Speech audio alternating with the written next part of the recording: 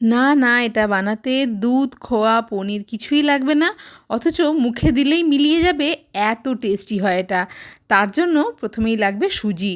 যতটা সুজি নিয়েছি ঠিক ততটাই নিয়েছি চিনি, দুটো এলাচ দিয়ে ভালো করে গুঁড়িয়ে নিয়েছি। এলাচটা খুব ভালো গুঁড়োয় নি, একটু দানা মতো রয়ে গেছে। এখন 1 বাটি দুধ দিয়েছি, সামান্য একটু নুন দিয়েছি, আর যতটা সুজি দিয়েছিলাম ততটাই দিয়েছি ময়দা। খুব ভালো করে সমস্ত কিছুকে মিশিয়ে নিয়েছি।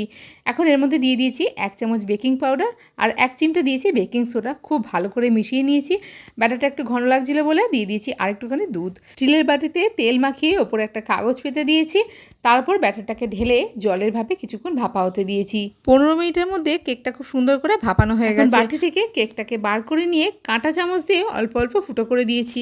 ভিডিওটা ভালো লাগলে অবশ্যই একটা লাইক করো, চ্যানেলটাকে সাবস্ক্রাইব করে পাশে থেকো।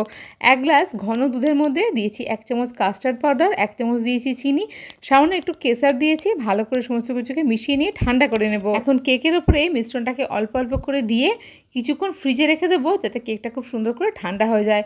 ওপর থেকে দিয়ে দিয়েছি কিছুটা বাদাম কুচি।